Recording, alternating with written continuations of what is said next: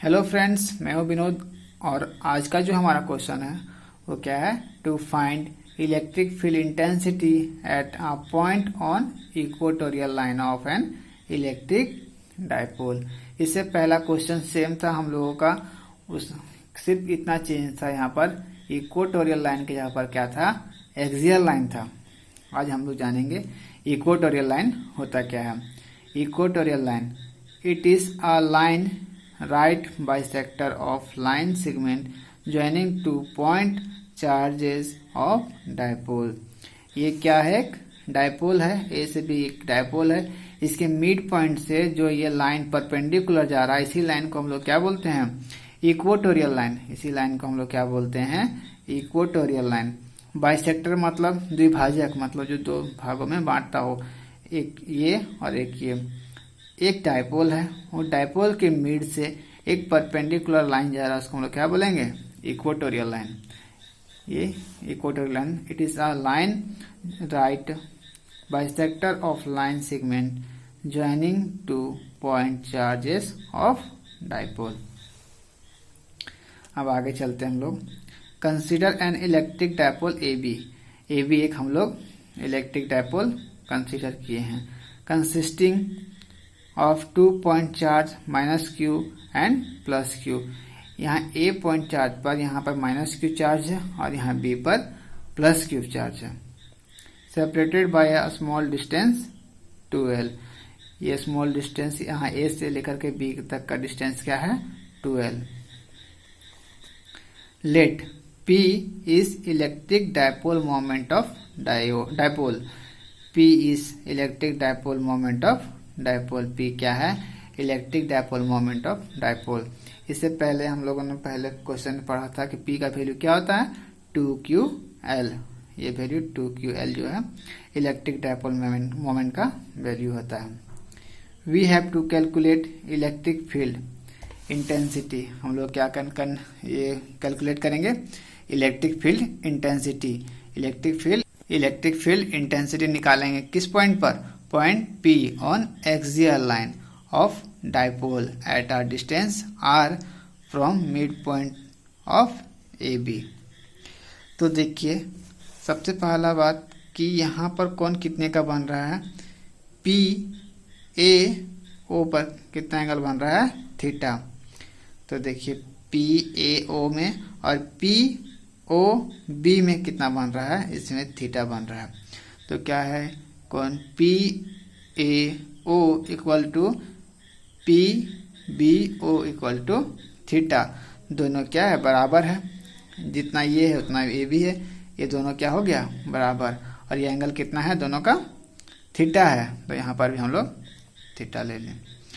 In triangle A O P, यहाँ देखिए A O P में कॉस थीटा का मान आप लोगों को पता ही होगा, आधार बटा कर्ण। तो आधार इसमें क्या हो जाएगा, AO, और कर्ण इसमें क्या हो जाएगा, AP कर्ण हो जाएगा। यहाँ पर क्या हो जाएगा, ये आधार हो जाएगा AO। तो A से O का वैल्यू क्या है, यहाँ से यहाँ मान लिया कि 12 है, तो यहाँ से A से O तक का वैल्यू क्या हो जाएगा, L हो जाएगा। ये L और यहाँ का एक L जुट के क्या हो जाएगा, 12। तो यहाँ तक का वैल्यू क्या है, L, तो हम लोग ले लिए L। और AP का वैल्यू यहाँ पर जो है, ये आपको पिछले क्वेश्चन में समझ में आ जाएगा कि r² प्लस l² हम लोग क्यों लिए।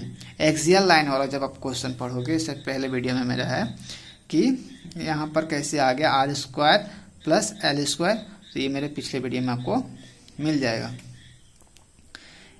Electric field intensity at P due to charge plus Q at, sorry यहाँ पर माइनस क्यू, ए पॉइंट पर क्या है, minus Q at A point पर क्या था, माइनस क्यू, और यहाँ पर बी पॉइंट पर प्लस क्यू।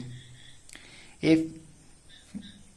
पॉइंट के लिए क्या हो जाएगा, E1 equal to 1/4πε0 Q/r² plus l²।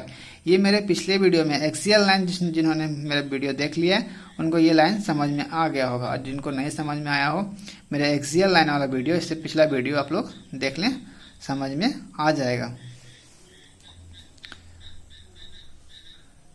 अब हम लोग आगे बढ़ते हैं। इलेक्ट्रिक फील्ड इंटेंसिटी, यहाँ पर फील्ड छूट गया है। Electric field intensity at P due to charge plus Q at B। Plus Q charge कहाँ पर है? पॉइंट B पर। पॉइंट B पर हम लोग का प्लस Q चार्ज है, यहाँ पर माइनस Q, यहाँ पर प्लस Q था। तो E2, यहाँ E1 का वैल्यू हम लोग निकल गया। E2 का वैल्यू क्या हो जाएगा? 1/4πε0 Q/BP²। यहाँ पर R स्क्वायर, यहाँ पर क्या लेंगे? BP²। यहाँ से मान लीजिए यहाँ से लेकर के यहाँ तक का डिस्टेंस R है, तो B और P का तो डिस्टेंस R होगा ना, तो इस तरह से R प्लस L, और यहाँ का L, ये यहाँ का L, और यहाँ से लेकर के यहाँ तक का डिस्टेंस R प्लस L का square, R² plus L²। By law of parallelogram के लॉ से द रिजल्टेंट इलेक्ट्रिक फील्ड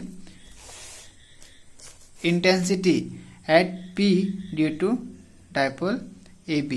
अब हम लोग क्या निकालेंगे? इसका रिजल्टेंट इलेक्ट्रिक फील्ड, यहाँ से यहाँ तक का AB पॉइंट के लिए, डायपोल के लिए। तो ये है पैरेललोग्राम का फॉर्मूला, E =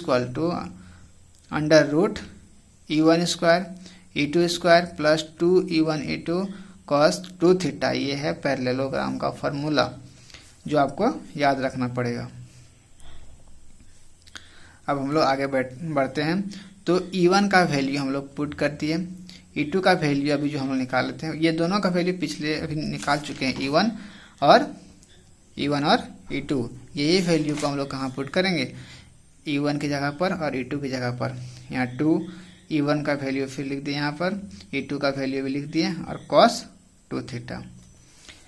अब ये लाइन बोलिएगा कि समझ में नहीं आया, तो कुछ भी नहीं करना इसमें, E तो सेम रह गया, ये कॉमन ले लिए हम लोग। 1/4πε0 सब में था, तो हम लोग क्या किए? कॉमन ले लिए। तो यहाँ पर क्या बचा? 1, यहाँ भी 1, और यहाँ 2 cos, ये 2, ये cos 2θ। कुछ नहीं किया गया है, इस लाइन में क्या किया गया है? कॉमन लिया गया है। अब आगे हम लोग बढ़ते हैं। जब देखिए ये स्क्वायर हटा तो ये रूट भी हट जाएगा, स्क्वायर से ये रूट कट गया, वो खत्म। 1/4πε0 QR² प्लस L²। अब इसमें तो स्क्वायर नहीं था, तो इसमें रूट रह जाएगा, तो 1 1 2 2 cos 2θ। E 1/4πε0 QR² plus L² same रह गया। यहाँ 2 कॉमन आ, तो 2 हम लोग कॉमन ले लिए। यहाँ क्या बचा? 1 plus cos 2θ। E 1/4πε0 QR² plus L², ये तो सेम जा रहा है अभी। यहाँ पर देखिए 2 इंटू रह गया। 1 प्लस cos 2θ का फॉर्मूला क्या होता है? 2 cos²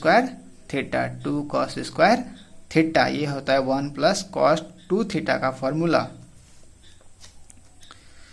तो देखिए ये सेम रह गया। 1/4πε0 सेम QR² प्लस L²। यहाँ तक में आप लोगों को कोई दिक्कत नहीं हुआ होगा। अब आगे चलते हैं हम लोग। ये तो लाइन सेम है, यहाँ कोई दिक्कत नहीं। यहाँ 2 2 4 हो जाएगा, तो 4 की जगह पर 2 का स्क्वायर कर देंगे, तो 4 और cos स्क्वायर दोनों को क्या किए हैं? हॉल में ले गए हैं, इसीलिए हॉल स्क्वायर हो गया ये। तो 2 का पावर 2 करेंगे तो 4 ही हो जाएगा, कोई दिक्कत नहीं, इसको हॉल स्क्वायर कर दोनों को एक ही जगह ले आए। अब आगे हम लोग चलते हैं। E mod = 1/4πε0 QR² plus L²। यहाँ तक सेम है। यहाँ पर क्या है? ये स्क्वायर हटेगा तो ये रूट भी तो हट जाएगा ना, ये स्क्वायर से ये रूट कट गया, तो ये हट गया, तो क्या बचा? 2 cos θ। अब आगे E = 1/4πε0 QR² प्लस L²। ये 2 रह गया। अभी हम लोग cos θ का वैल्यू निकाले थे कुछ देर पहले ही। cos θ का वैल्यू L/√R² प्लस L²। देखिए इससे पहले हम लोग cos θ का वैल्यू हम लोग निकाल चुके थे अभी। ये L/√R² प्लस L², ये वैल्यू को हम लोग यहाँ पर पुट कर दिए। ये सेम रह गया, ये भी सेम। अब यहाँ पर देखिए 2QL अरेंज किया गया और कुछ नहीं किया गया। तो ये भी सेम उतार दिया। फिर ये क्या किया, अंडर रूट का वैल्यू 1/2, तो 1/2 को हम लोग यहाँ पे लिख दिया, रूट की जगह पर 1/2।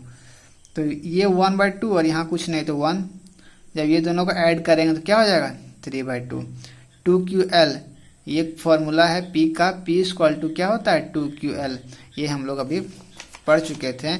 इलेक्ट्रिक डायपोल मोमेंट का फॉर्मूला क्या होता है P equal to 2QL।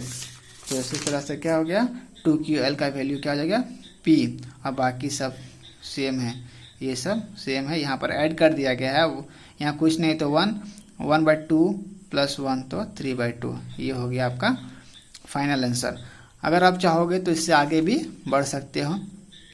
If electric dipole is very small then, जब इलेक्ट्रिक डायपोल बहुत ही छोटा होगा तो क्या होगा, आर का वैल्यू जो होगा ग्रेटर देन एल, आर का वैल्यू क्या होगा ग्रेटर देन एल। तो r² + l², ये लमसम किसके बराबर हो जाएगा, r² के बराबर हो जाएगा। तो इसी तरह से यहाँ से E सेम रह गया, 1/4πε0, यहाँ पर P, यहाँ L इसके लगभग बराबर हो जाएगा, तो क्या हो जाएगा R, ये सिर्फ R का स्क्वायर और 3/2। E सेम रह गया, यहाँ पर P को आगे ले आए 4πε0, यहाँ पर क्या बच जाएगा, ये 2 से ये 2 कट जाएगा तो R का पावर क्यूब। ये क्या है, पिछले एक्सियल लाइन वाला में भी हम लोग बताए थे कि P = 4/4πε0 एक प्रकार का कांस्टेंट है। ये क्या है, कांस्टेंट है, तो कांस्टेंट को हटाएंगे तो प्रोपोर्शनल टू का साइन लग जाएगा, तो E proportional to inversely proportional हो जाएगा, क्योंकि इसके बाई में है, इन्वर्सली प्रोपोर्शनल टू 1/r³। ये हो गया आपका आंसर। तो ये क्वेश्चन आपके लिए इम्पोर्टेंट है, आप लोग 12th क्लास में के लिए बहुत ज़्यादा इम्पोर्टेंट क्वेश्चन आता है ये। तो आप लोगों को समझ में आ गया होगा। अगर अच्छा लगा हो वीडियो तो लाइक, कमेंट, शेयर, सब्सक्राइब जरूर करें। Thank you.